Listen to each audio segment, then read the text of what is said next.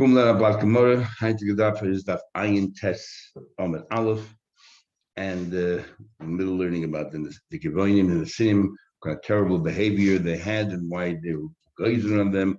And we said they didn't have any of the telltale signs of a Jewish person, no compassion whatsoever. They just wanted revenge, and David Melech gave it to them. David Melech they hung the children, some of the children of Shaul HaMelech.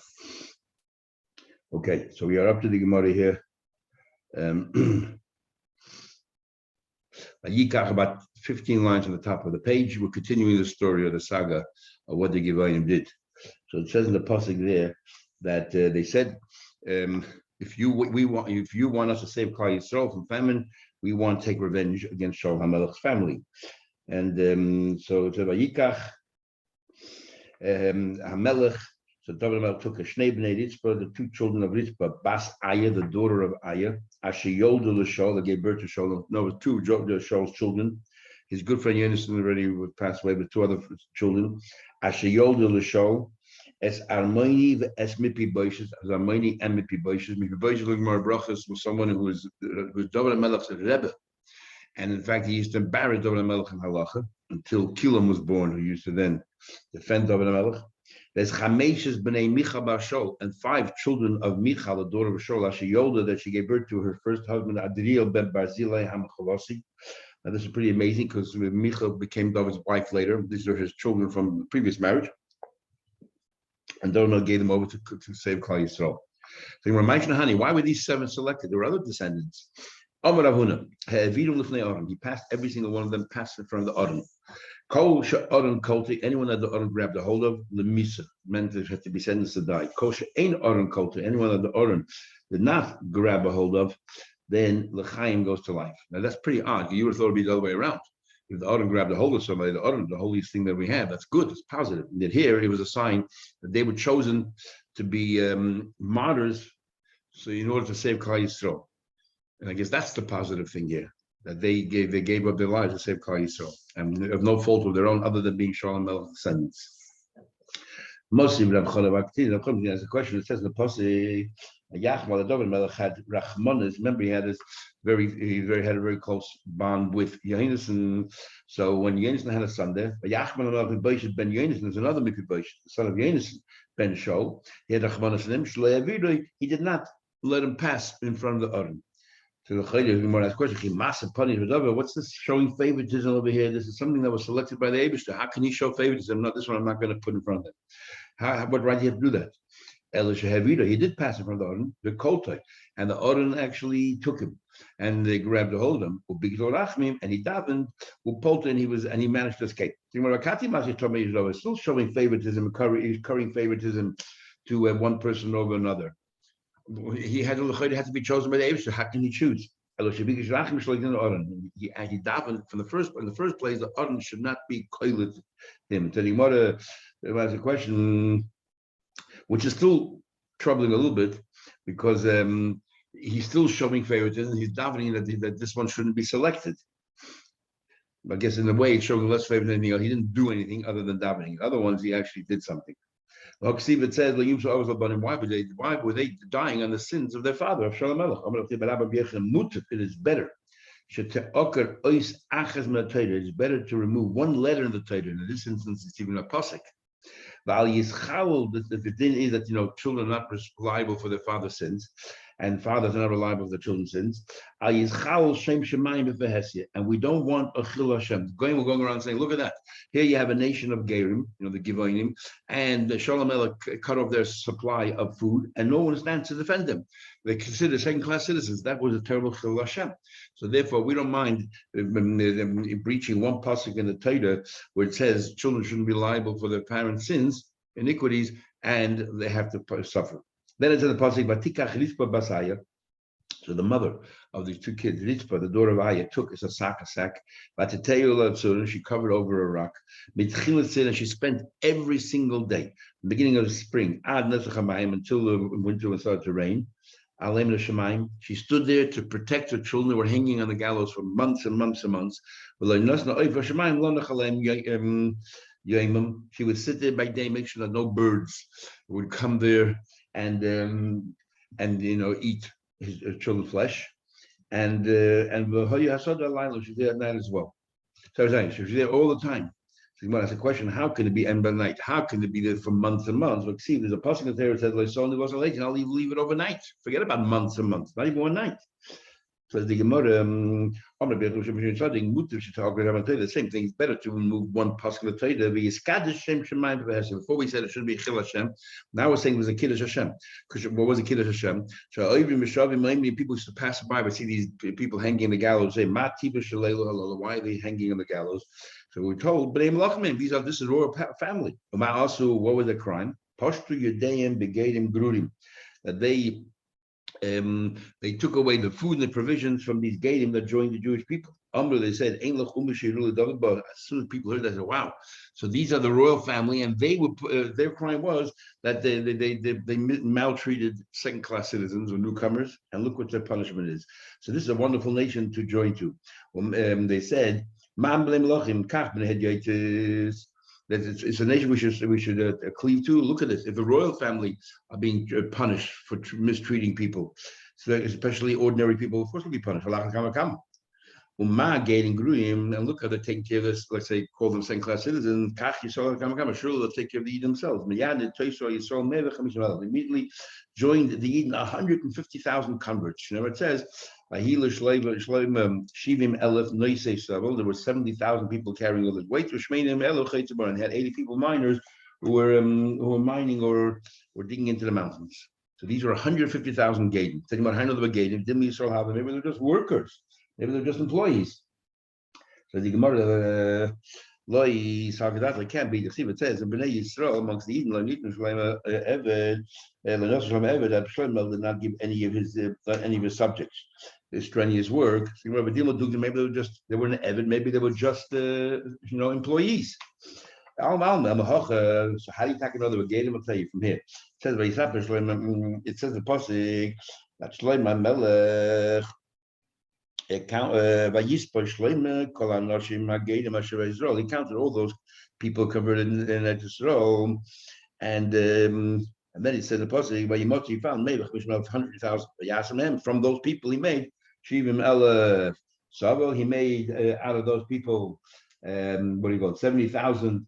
Sabel had to go ahead and carry all those things that carried heavy weights, and 80,000 people were digging into the mountain. Now, the question that all the Shalom ask is, we learned before that they didn't accept any Gadim in the time of Shlomo HaMelech and David HaMelech. How in the world did they accept, all of these people? So the Gemara says that here they didn't Megaya because of financial benefit. They were Megaya because they were impressed with the behavior of the Eden, how they treated their even Gadim Gerudim. Gadim Gerudim are Gadim that are sort of amongst the Gadim. They're not the noble ones. They're the ones that were unfortunately were placed upon us, or they're not acceptable. So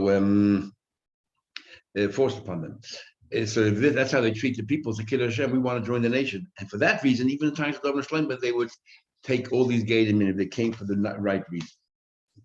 So the Gemara, so the question back is, okay, so that's the story of the Yigoyim. The Gemara, David God, when you tell me the then remember to Rashi and time and others, whether the Gezerah was not to marry, not someone the Rabbanon, or whether the Gezerah was not to marry Matayda. The Gezerah was that you should not have them as equal citizens, treat them like Avodim. So when I ask the question, you tell David Gozalin, David made Gezerah, Moshe Gozalin, Moshe made Gezerah. See what it says, Mechoitev Eitzecha ad Sheva Mecha. Moshe had a similar story, and he turned them into the water carriers and the wood choppers. Moshe said, you're right. Moshe Gozalahudara. Moshe was on the Gezer and that generation that they should be wood choppers and all that. No, it didn't even treat them. He didn't accept them as Gadim. They were second class, and so Moshe did it temporarily. Came along David, Gozal Kula, the whole generation. So when Kati Yeshua, Gozal Yeshua also had a similar experience. It says in Pasuk clearly that Yeshua made them wood choppers and water carriers, La'ida for the community, Hashem also at the service in the base of Mikdash. So Yeshua already did it. So Moshe did it for a generation, but Yeshua did it for forever.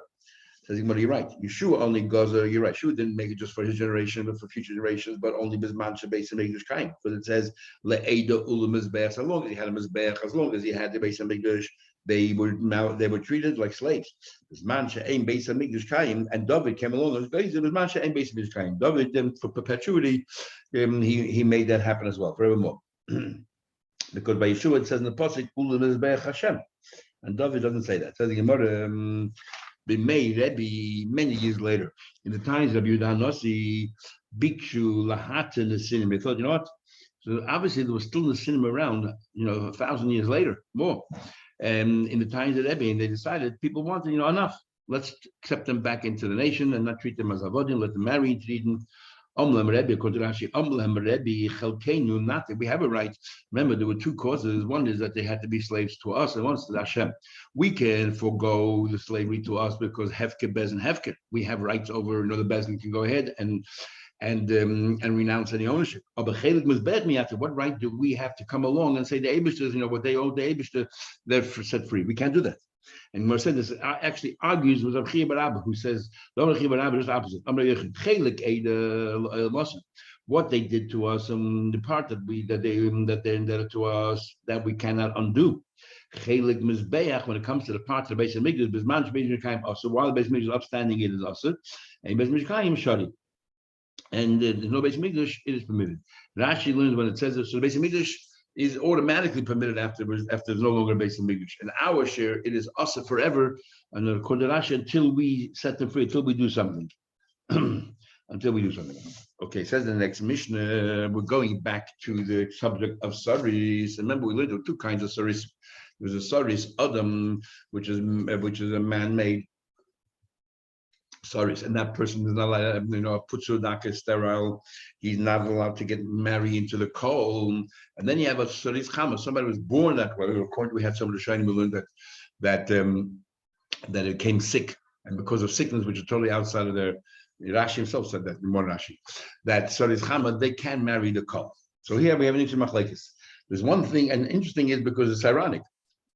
When it comes to Yibum, it's exactly the opposite. So the question here is, if a saris is married to somebody and he dies, is there mitzvah Yibum Chalitza with his wife? And vice versa, if his brother died, does the saris, who's the remaining brother-in-law, does he have the mitzvah Yibum Chalitza? So we'll have a machlekes between Rabbi Akiva and Rabbi Yeshua. They are both going to make a distinction between saris Chama and saris Adam, but they are going to learn exactly the opposite of each other. Oh, but Rabbi Yeshua said, Shemaiti, I once heard the following two statements that seem to be conflicting. On the one hand, I heard, Shahasaris, Asaris, Chaylates.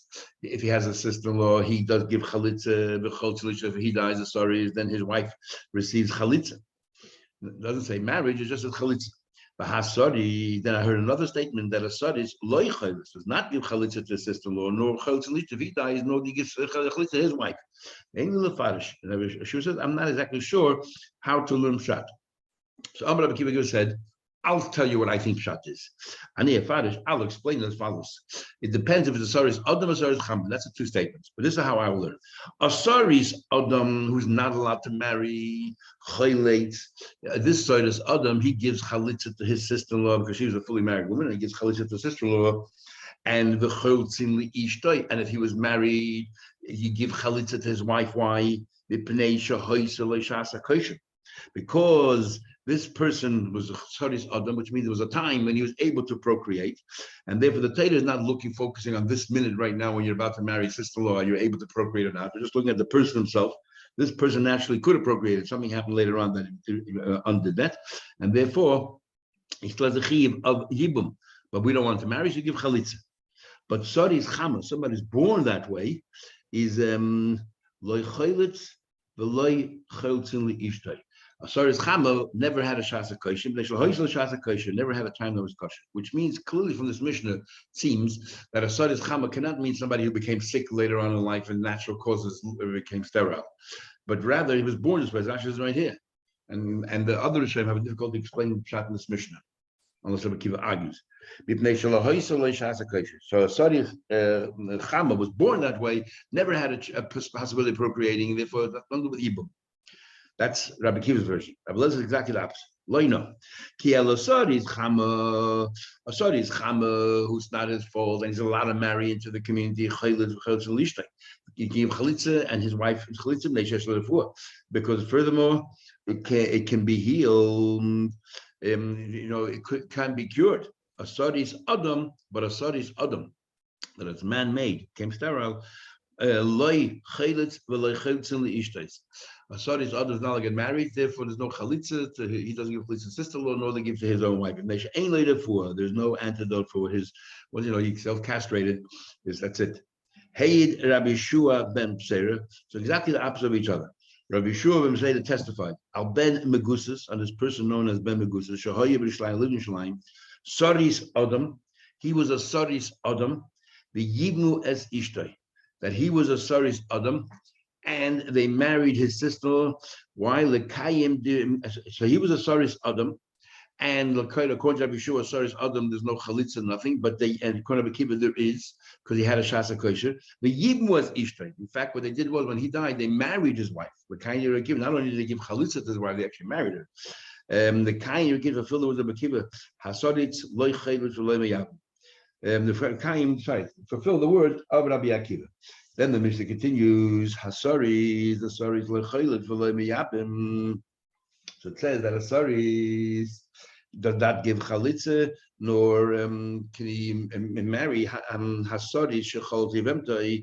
So if Hasaris that cannot give yibum, cannot give chalitza, gave chalitza to his sister-in-law, which is meaningless, she does not become asa to a kohen. We learned that the chalitza, for women who receives chalitza, with the rabbanon, it looks like she received a divorce, and therefore she cannot marry a kohen. But a sadis, that cannot give chalitza, which everyone is talking about, according to Shua Rabbi Lezer, is shechalas libemte lepasla. Doesn't pasla at all, disqualified, because chalitza is meaningless. Boala, but if he had relations with her, pasla, he does ruin her. Because why does he ruin her? Because the Bila says he has no right to, that's mamish nus, with his sister-in-law. The woman is an island, she cannot bear any children, and there's no mitzvah of chalitza. They did give her chalitza, it's meaningless, like paslua. But they had relations with her brother-in-law, which is forbidden to her, because since they have no permission of yibum, then becomes the Easter of a brother-in-law, is paslua, and they should be lost of bilas nus, because that is nus. Says the Gemara, let's understand what's going on.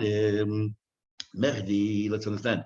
Rabbi Kiva is of the view we had before. The Ahmad, he believes Chayav Elav. Remember, Rabbi Kiva is talking about that when is the mitzvah of chalitza of yibum is by a Saris Adam, because he had a shasa kosher.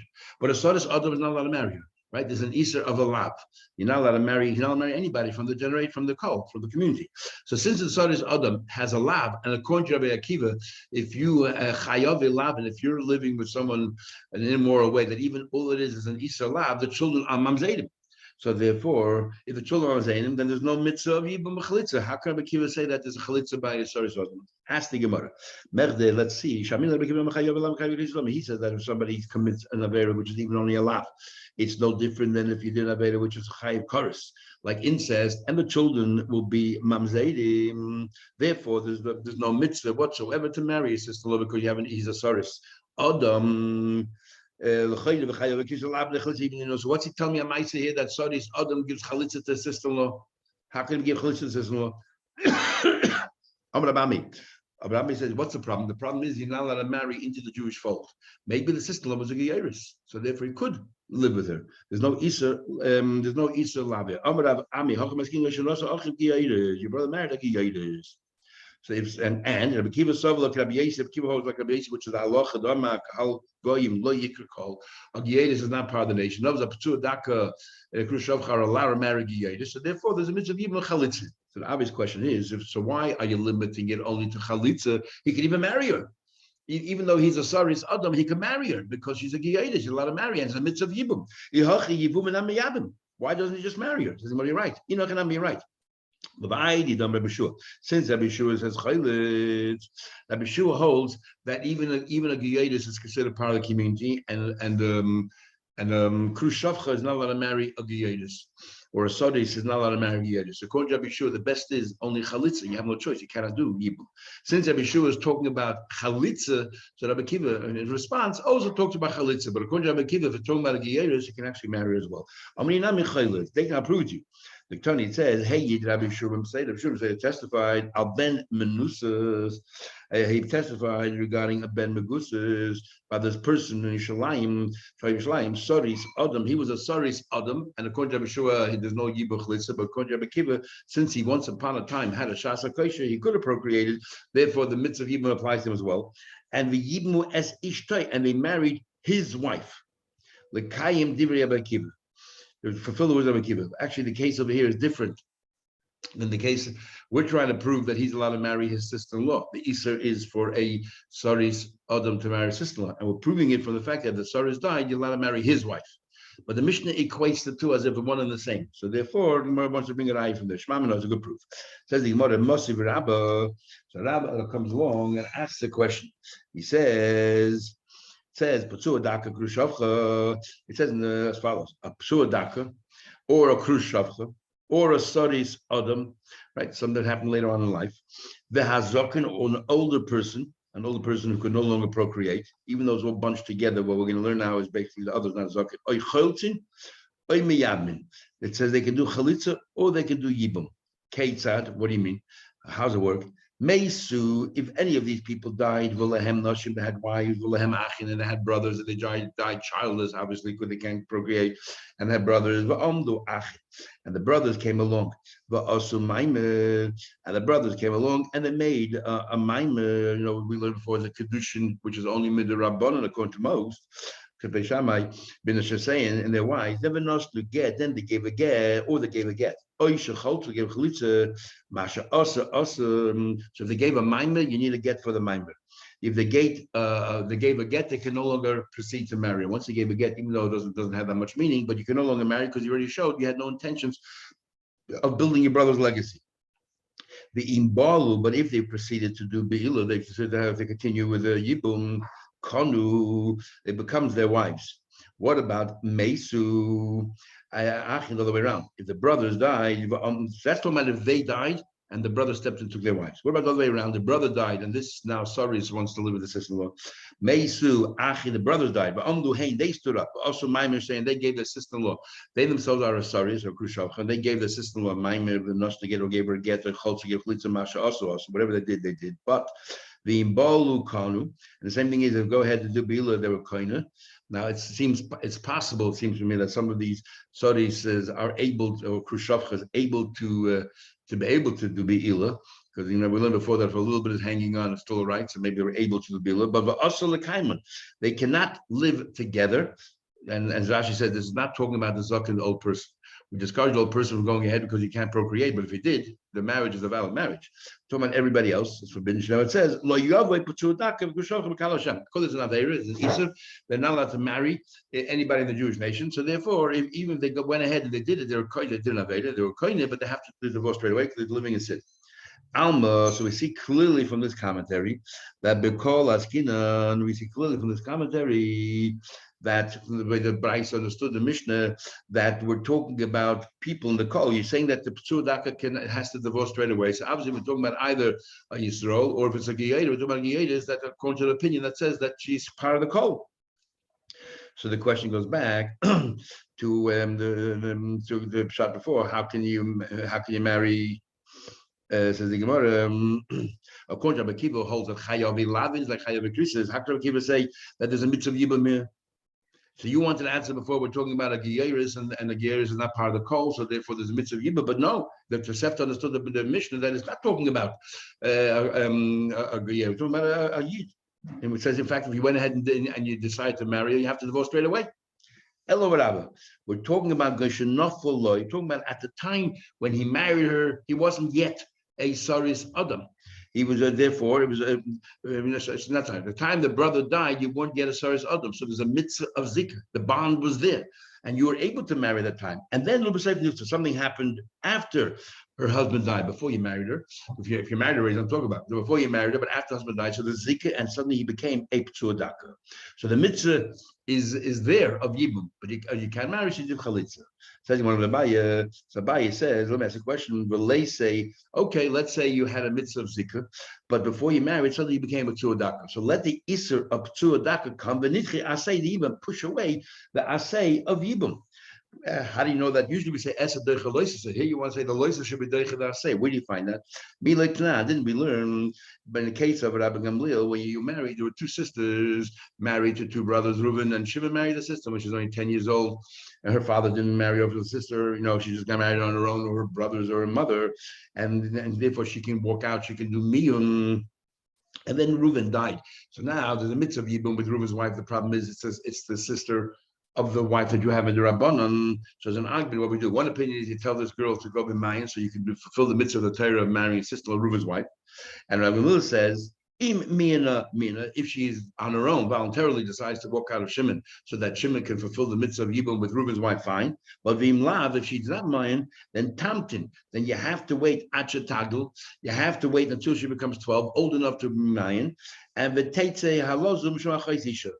then, and if she stays married to Shimon, so then Reuben's wife has no mitzvah of Yibum because she's a sister of Shimon's wife. Alma, what do we see from here? Even though there's a mitzvah of Yibum there before, Osi Iser Mahatayda, and at that time it wasn't yet Osi Mahatayda to sister-in-law. Osi Iser Achayti, she comes along now, the Iser of the sister of your wife, V'dochi, and pushes away the mitzvah of Yibum. So here also, now they became a Tzudaka after the Reuben died, and then Shimon became Tzudaka next day. So let the Iser Tzudaka push away the mitzvah of Yibum, and there should be no Chalitza either. Says Gemara, so and push away the mitzvah of Yibum. Rabbi Yosef. Rabbi Yosef says that no, really, that you're right. He was a Tzudaka from before.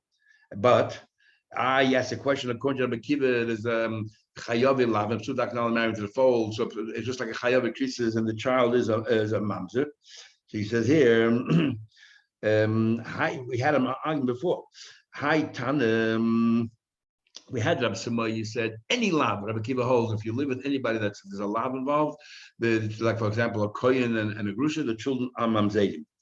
And the only exception was an almana to a kohen gadol, because the Torah there clearly spells out that if you took for kohen gadol and almana, all it is halal. You become a halal. So there's no mamzedim involved. However, there's another Tana who lives on Kiva. The only time that we say the child's a mamzer is if the child from She'er, something of the wife. But over here, for example, the Chiyav Lav of Tzudaka can't marry into the fold. That kind of a lav, it's not incest or anything like that. That kind of a lav is not does not produce mamzedim, and therefore there's a mitzvah of yibum, but so you can't do yuchalitza. Ikra kan, therefore we could say over here, lahakim laachiv shem. So the the whole purpose, let's understand something else. The whole purpose of marrying your sister-in-law is in order to continue the legacy of your brother, but you're saris. So what's the point? Ikra kan lahakim shem halab bar hachiu. He's not even shaykh. Who cares that yesterday he was able to, but today when he married, you want him to marry a sister-in-law, he can't procreate. So what's the purpose? The Torah clearly says the whole purpose is right, to continue the legacy of your brother, but you can't. So why would anybody hold the saris? I don't care. Saris Adam, because once upon a time he was able. Therefore, what? According to Beshua, it's a saris chamba, but it could be cured. Okay, you can say yes, he can. You can't procreate if he gets the right to medicine. But if you're talking about according to Akiva, because yesterday he was able to, but what about tomorrow? He can't. What's the point? Amar says no. If you're telling me the criteria is today, when he has to marry her, whether he can procreate or not, and you want to say what happened yesterday doesn't matter, what matters is tomorrow. In case of so, following that logic, that no woman can ever marry her brother. Why not? Because every man, sometime in their life, becomes sterile right before they die. Everybody eventually becomes chama right before they die, become too weak, and they're not capable of bearing children, procreating. So therefore, let's say, you know what? That since soon, inevitably, they're going to become a saris, forget the whole thing of yibum, if you follow that logic. So what it says that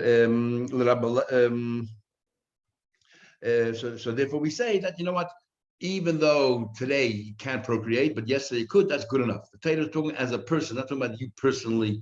Talking about generally as a person, you were able to procreate, the mitzvah is for you. We're not going to sit and analyze every person. They can't today, tomorrow. As long as you could have once upon a time, that's good enough. So the question Rabbi Lezer says, I want that a sari is chama, a person has a cure can marry, but a saris adam, somebody who can never have a cure can't. Every person eventually will become a saris adam because right before they die. When it says hasam kichishus, again, you see something more here that somebody before they die is treated like a saris adam, not like a saris cham. So again, we see that that it has to the idea sickness is a person dying is a sickness, and yet we treat that as a saris adam, not like we learned those opinions say that a sickness is considered natural causes. When it answers hasam kichishusa the aschilabe, that's not really a sickness. That's just because he doesn't have the strength, the vigor to go ahead and procreate. That's not what we're talking about when we say sickness. So, what's the definition of a saris chama? Born that way. What's the telltale signs? They never had a moment of kosher. It was born this way. Clearly, he says it was born this way. How do you know? But the Bible says, if they urinate, ain't oisa kippur. They don't form an arch. So the Gemara, what caused it? Interesting, the Gemara says it. There has to be a cause. Why would a child be born this way? The Gemara says, you know why? Because the body of the mother was too hot, and it was like an incubator. And because it was so hot, therefore, it made the child sterile. And why was the body of the mother so hot? The afya ime betira, the mother used to bake bread in the middle of the hot sun during the day. So and she used to stand next to the oven, so therefore she inhaled this hot air. And v'shasya shikra marka, and she drank this kind of a very strong beer, some kind of very strong beer. And therefore, that caused, in other words, the mother's behavior, her food that she ingests, and the things that she breathes in, it can affect the child, which is a pretty a progressive thing, amazing thing Moshe should talk about. You know, when we talk about women shouldn't consume alcohol, and all bottles of wine, it says that women, pregnant women should not drink this because it can affect the child, all that kind of stuff, you know, which is all recent. The Gemara says right here, because of what she drank, what she took, the alcohol that she took in, and the environment that she was in, had lasting effects on the fetus, which is pretty amazing. Amar Rabbi Yaakov said, I'm just finishing one here. Once my mother said, she said, she said, anything that was born from a mother can be adversely affected. I didn't know what it was until now. The Gemara we're talking about right now, how it's affected, the mother behavior affects a child. Says he wanted to finish. Why don't we say, okay, it was born that way, but then it was cured? Kivan the Moshe said because in the beginning, as soon as a baby, and then a little bit more later on, the same thing. We don't have to worry about in between. And maybe it got better, and then once you test it a couple of times, that's enough. Most of them be fine by a b'chor if they have some kind of infection of the eye. So we learned over there that the first 80 days you check 3 times, the beginning and the end, and also in the middle. So we see clearly that we check in the middle. We don't say that maybe we check in the middle. We say because we say maybe the beginning was bad, then it got cured, then it got bad again, and therefore it's not considered a permanent mum. So when I answer they're talking about one limb because of the eye. So therefore we say, you know what, maybe it's not permanent. Or the entire body was affected by them being in the mother's womb. We're not choshen. As long as we saw it from the very beginning and then later on, that's enough. We don't have to go continuously check throughout the person's life. We'll stop here tomorrow in Mitzvah. Okay, have a good day, everybody.